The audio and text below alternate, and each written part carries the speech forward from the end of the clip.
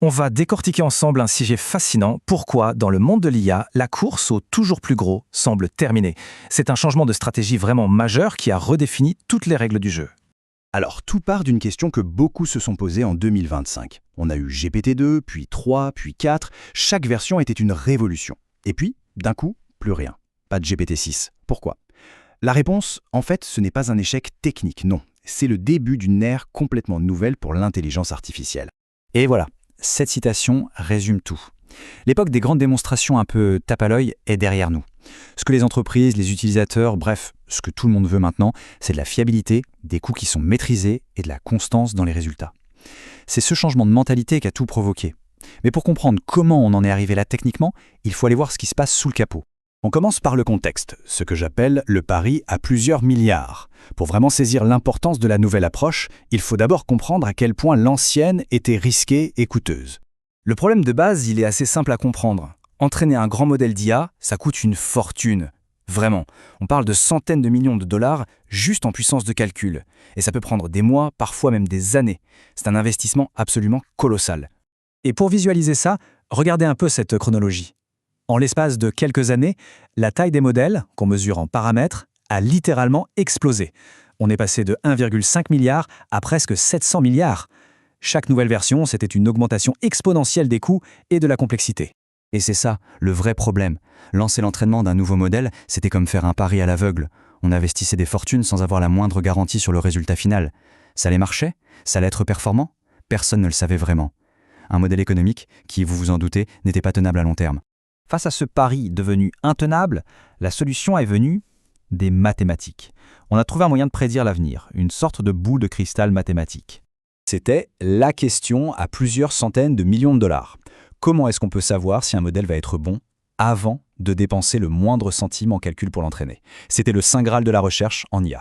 Et la solution, elle a un nom.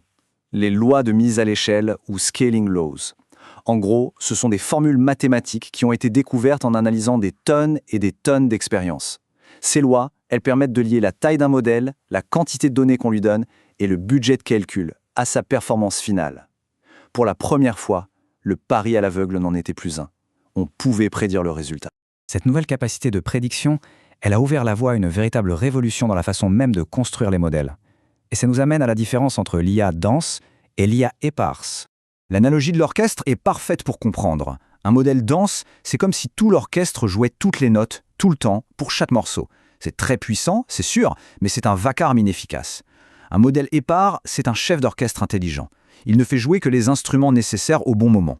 Le résultat est plus fin, plus nuancé et surtout beaucoup plus économe en énergie. Alors comment on fait pour rendre un modèle éparse? Il y a deux grandes techniques. La première, c'est l'élagage ou pruning.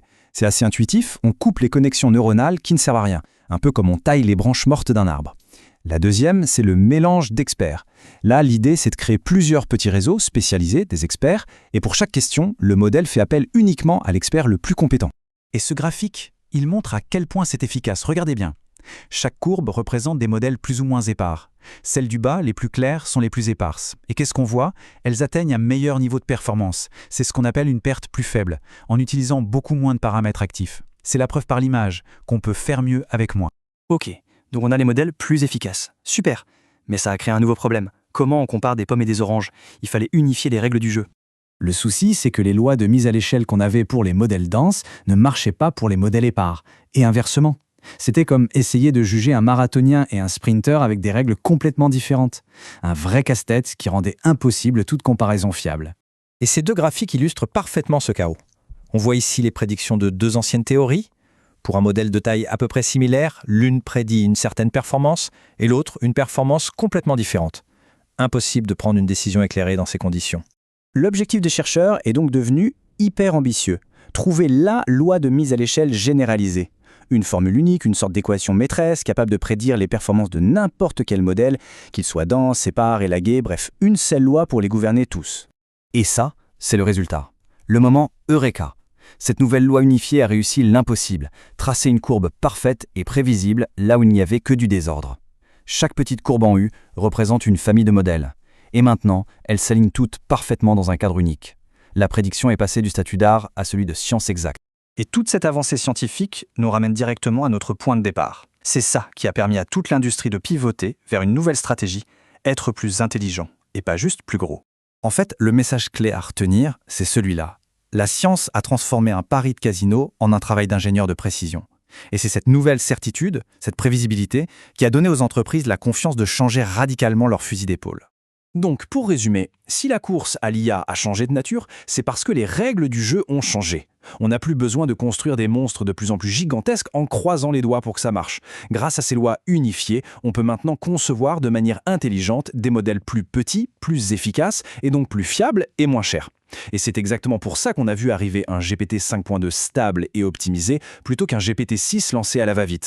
Ce qui nous amène à une dernière question pour la route. La course à la taille est peut-être finie, oui, mais la course à l'efficacité, elle, ne fait que commencer.